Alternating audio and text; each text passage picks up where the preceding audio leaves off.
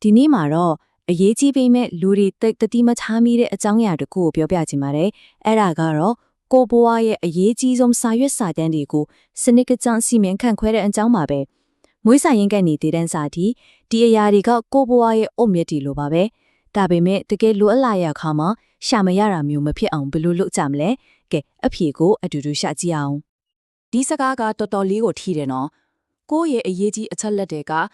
ကဖိုင်ထဲမှာအန်ဆွဲတွေထဲမှာကွန်ပျူတာထဲမှာနေရအစုံမှာပြန့်ကျဲနေတယ်။ဒါပေမဲ့တကယ်တမ်းအေးကျုံလို့လိုအပ်လာတဲ့အခါကျတော့ဘယ်ကစရှာရမှမသိဘယ်မှရှာမတွေ့တော့ဘူး။ဒါကတော်တော်များများကြုံဖူးကြမယ့်ပြဿနာတစ်ခုပါ။ဒီအခြေအနေကိုတာမန်ရှုပ်ပွက်မှုတစ်ခုလို့ရှော့မတွက်လိုက်ပါနဲ့။တကယ်တော့ဒါဟာအချိန်မရွေးပေါက်ကွဲနိုင်တဲ့အချိန်ကိုက်ပုံတစ်လုံးလိုပါပဲ။အတန်တိတ်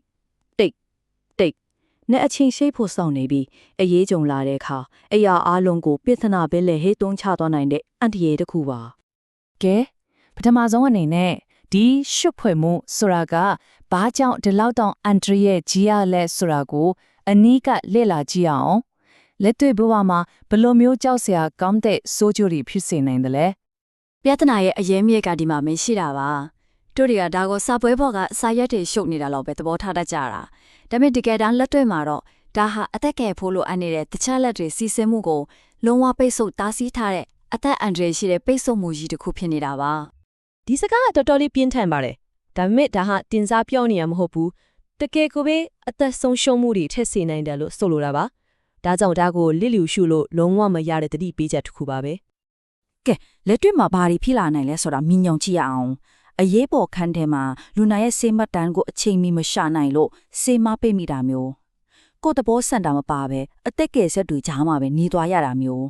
ဒါမှမဟုတ်ကိုခြံထားခဲ့တဲ့ပိုင်ဆိုင်မှုတွေကမိသားစုစီမရောက်ဖဲရှေ့နေစရိတ်တွေနဲ့ပဲကုန်သွားတာမျိုးတွေပေါ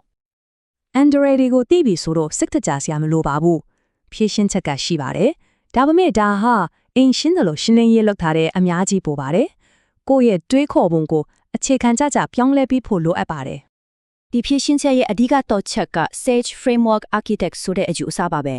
ဒါကလူတစ်ယောက်ကိုဆိုလိုတာမဟုတ်ပါဘူးကိုယ့်ဘဝရဲ့အချက်လက်ကြီးအတွက်ဘိတုကတစ်ယောက်လို့စနစ်တကျတွေးခေါ်တတ်တဲ့ mindset ကိုမွေးမြူတာပါရှုပ်ထွေးနေတဲ့အရာတွေကိုခိုင်မာတဲ့ဖွဲ့စည်းပုံတစ်ခုအဖြစ်သိဆောက်တဲ့နည်းလမ်းဖြစ်ပါတယ်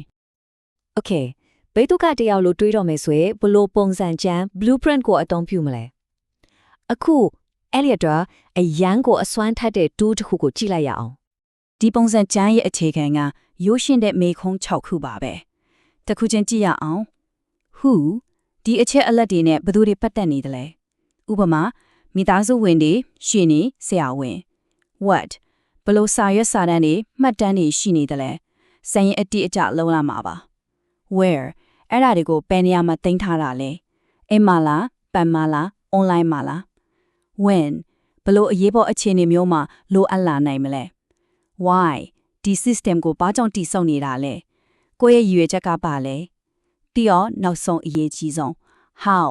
လိုအပ်တဲ့သူကလိုအပ်တဲ့အချိန်မှာဒီအချက်အလက်တွေကိုဘယ်လိုအလွယ်တကူရှာတွေ့နိုင်မလဲကဲဒီလိုစနစ်တကျလှုပ်လိုက်တဲ့အခါတကယ်လက်တွေ့မှာဘယ်လောက်တောင်ကွာထားသွားလဲရလာပြီအကျိုးကျေးဇူးတွေကိုကြည့်လိုက်ရအောင်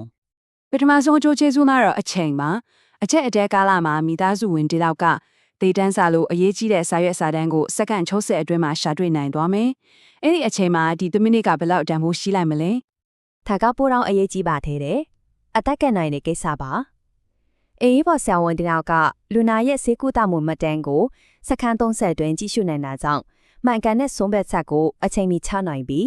အသက်ကိုကယ်တင်နိုင်မှာပါ။နောက်ဆုံးအကျိုးကျေးဇူးကတော့ငွေကြေးပါ။စနစ်တကျရှိတဲ့အတွက်ပိုင်ဆိုင်မှုတွေကိုရှာဖွေဖို့ရှင်းနေဟာရတဲ့စရိတ်တွေတရားရုံးစရိတ်တွေလုံးဝမကုန်တော့ပါဘူးကိုချန်ထားခဲ့တဲ့မြအမွေနဲ့တိုင်ကမိသားစုစီကိုတိုက်ရိုက်ယုံရှိသွားမှာပါဒါဆိုရင်ဒီအလုပ်အားလုံးရဲ့အဆုံးစွန်ပန်းတဲ့ကပါလေအနည်းချုပ်ကိုကြည့်လိုက်ရအောင်ဒီနေရာမှာတဘောပေါက်ရမှာကဒါဟာစာရွက်စာတမ်းနဲ့ချင်းလင်းလာတဲ့အများကြီးပိုလေးနေတဲ့ဆိုတာပါပဲဒါဟာရှုပ်ပွဲနေတဲ့အခြေအနေကနေကိုချစ်ရတဲ့သူတွေနဲ့ကိုရဲ့မွေနဲ့ကိုကာကွယ်ပေးမဲ့ခန္ဓာတကူတိဆောက်လိုက်တာနဲ့တူပါတယ်ဒီအလုပ်ရဲ့သဘောတဘာဝကိုအကောင်းဆုံးဖော်ပြတဲ့စကားတစ်ခုနဲ့ပဲညီကုန်းချုပ်ကြည့်ရအောင်ဒါဟာစာရွက်စာတမ်းတွေနဲ့ရှုပ်ရွက်ခတ်နေတဲ့လုပ်ငန်းစဉ်တစ်ခုမဟုတ်ဘူးဒါဟာဘီတုကပညာပဲတဲ့ကဲဒီတော့နောက်ဆုံးအနေနဲ့ကိုပြန်မေးကြည့်ရမယ့်မေးခွန်းတစ်ခုပါပဲကိုချန်ထားခဲ့မဲ့အမွေအနှစ်တွေဟာတကယ်ပဲရေရှည်တည်တံ့အောင်တည်ဆောက်ထားရဲ့လား ဒီအကြောင်းလေးကိုပြန်စဉ်းစားကြည့်ဖို့တိုက်တွန်းချင်ပါတယ်